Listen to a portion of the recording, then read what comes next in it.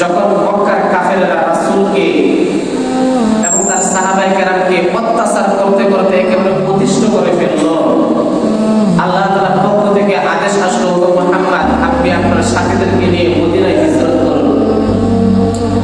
তখন হযরত রাসূল করিম সাল্লাল্লাহু আলাইহি ওয়াসাল্লাম গভীর রজনীতে হযরত আবু বকর সিদ্দিক রাদিয়াল্লাহু তাআলা আনহুকে নিয়ে তিনি সফর শুরু করেন মদিনার দিকে।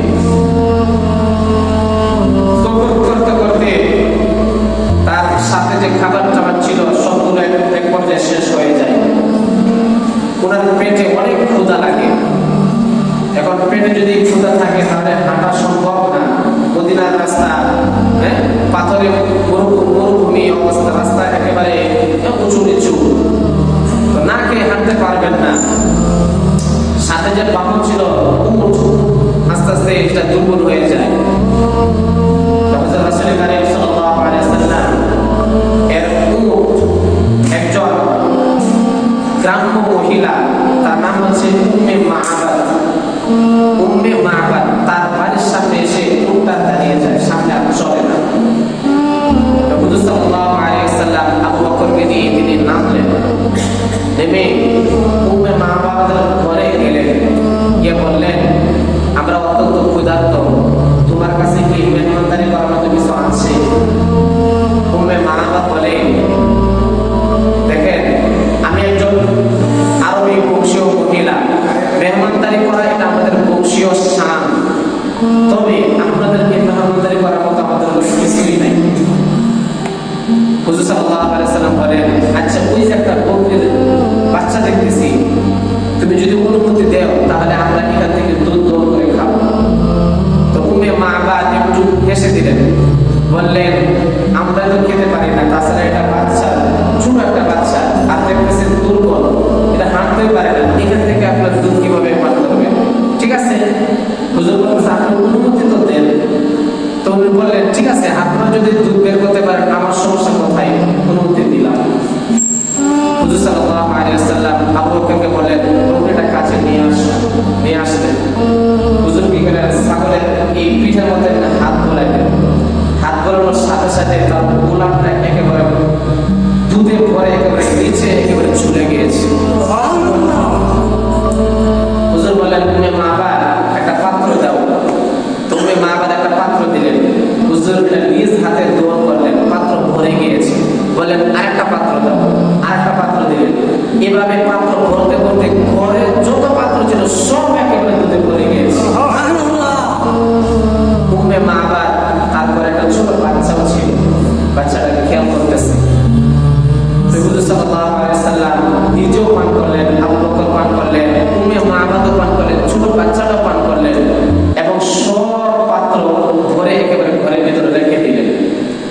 তো হুজুর সাল্লাল্লাহু আলাইহি ওয়াসাল্লাম তারা আশ্চর্য শুধু করে তাকায় রয়েছে, ওই মা আর বাচ্চা তাকিয়ে রয়েছে, কি ঘটতেছে কিছু বুঝে না। হুজুর সাল্লাল্লাহু আলাইহি ওয়াসাল্লাম দুধ পান করে তাদেরকে দুধ দিয়ে তিনি আবারও মদিনার দিকে তিনি পথ চলা শুরু করলেন। সন্ধ্যাবেলা যখন উম্মে মা'বাদের স্বামী আবু মা'বাদ যখন ঘরে আসলো, তিনি ছাগল নিয়ে গিয়েছিলেন চকে, মরুভূমিতে ছাগলের পাল নিয়ে ছাগল চড়াইতে।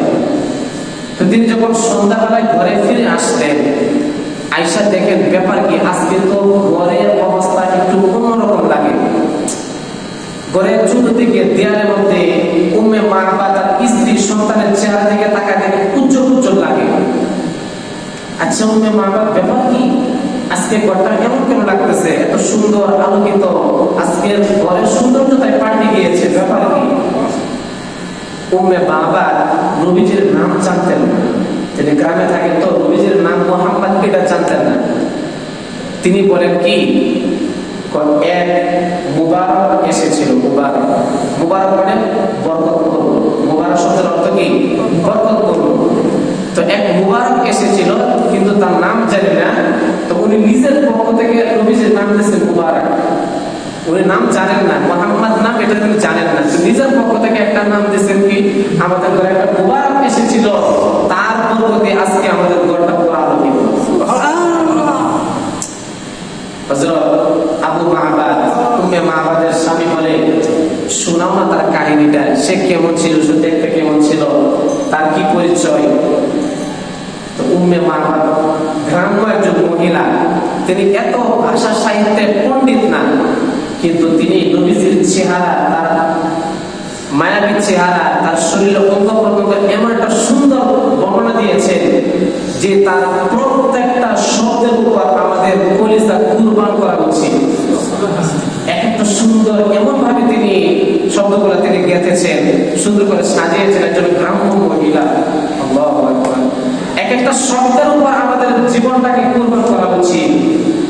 উনি বলেন কি, উম্মে আবু মাহমুদ বলেন, শোনাও তার কাহিনী, সে কেমন। আমি এত বেশি তো তাকে দেখতে পারি নাই, তবে যতটুকু দেখেছি তিনি ছিলেন, তার চেহারাটা ছিল একেবারে আলোকিত চেহারা।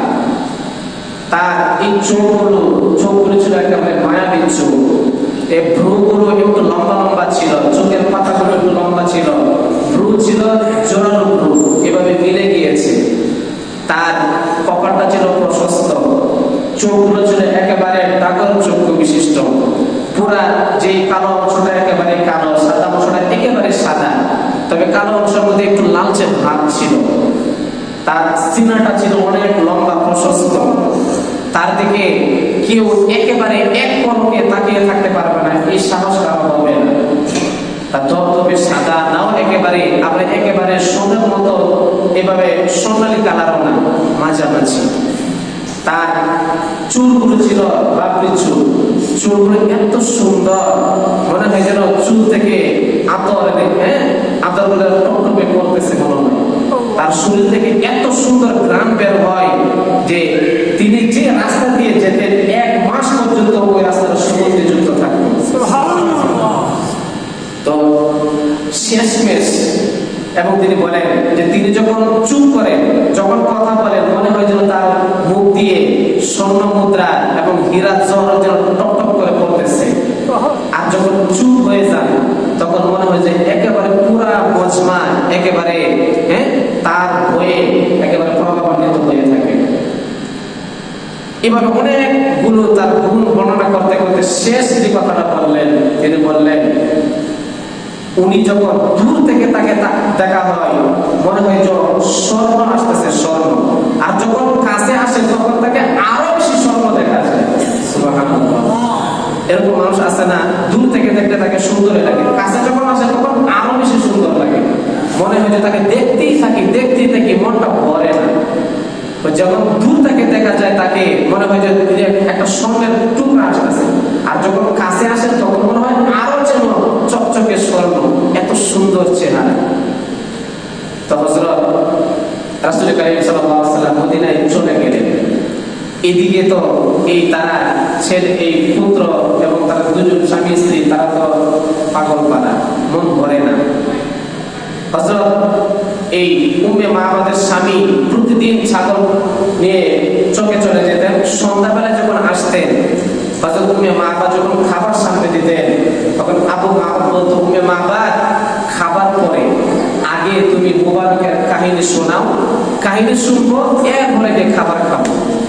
তো প্রতিদিন রাসূল সাল্লাল্লাহু আলাইহি ওয়াসাল্লামের আলোচনা হতো। মনে হয় যে মিলাদে মাহফিল তার ঘরে প্রতিদিন জমে যেত।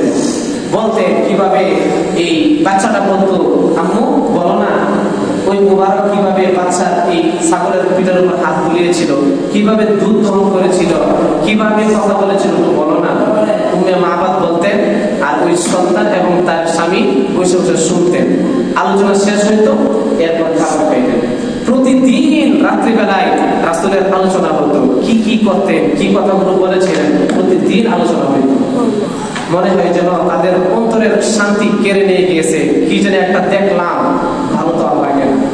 এমনই নবীজি, তার মায়াবী চেহারা দেখলে আর কেউ শান্তিতে ঘুমাইতে পারে না। যতক্ষণ পর্যন্ত তার হাতে হাত দিয়ে ইসলাম গ্রহণ না করবে, এতক্ষণ পর্যন্ত সে শান্তিতে থাকতে পারে না। এভাবে কিছুদিন কেটে গেল, যায়। একদিন উম্মে মাবাদ তার এই ছোট বাচ্চাকে নিয়ে একটু দূরে গেলেন খাবার কিনতে।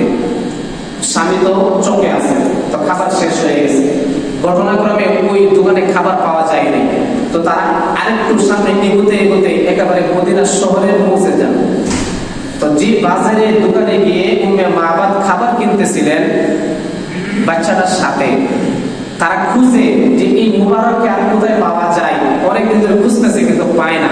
নবীজি তো মদিনায় চলে গেছেন, তারা তো গ্রামে, পাবে কোথায়? নবীজি তো এইদিকে আসেন না। তো হঠাৎ করে দেখে ওই বাচ্চাটা দেখে হযরত সিদ্দিক আকবর রাদিয়াল্লাহু আনহু পাশ দিয়ে যাচ্ছেন। বাচ্চাটা দেখেই চিনে ফেলে, বলে উম্মা হাযা সাহিবু মুবারক, মা তাকিয়ে দেখো, ওই যে দেখো এই মুবারকের সাথী, যে নাকি আমাদের সাথে ছিল, বকরিটা ধরেছিল, গ্লাসগুলো ধরেছিল, এই তো মুবারকের সাথী আছে, তাকে ডাকো।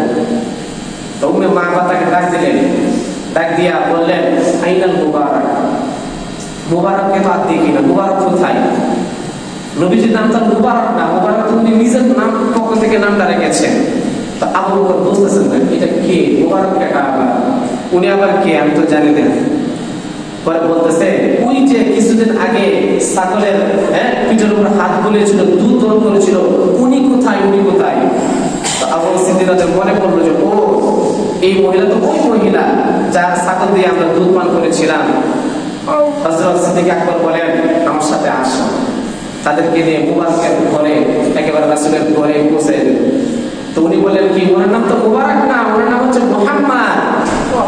আমি তো জানি না, তো নিজের পক্ষ থেকে নাম রেখেছে মুবারক। তো তারা দুজন রাসূলের ঘরে গেলেন, গিয়া দেখেন রাসূল সাল্লাল্লাহু আলাইহি ওয়াসাল্লাম বসে আছেন। তার রাসূলকে চেহারাটা দেখেই ওই বাচ্চাটা চিৎকার দিয়ে বলে উম্মি হাযা মুবারক, এই তো মুবারক যাকে আমরা ধন্য হয়ে খুঁজতেছিলাম, এই তো মুবারক। তারা রাসূলের দরবারে গেলেন, গিয়া তাদের ধর্ম ছেড়ে দিয়ে ইসলাম ধর্ম গ্রহণ করে আবারও তারা বাড়িতে চলে আসলেন।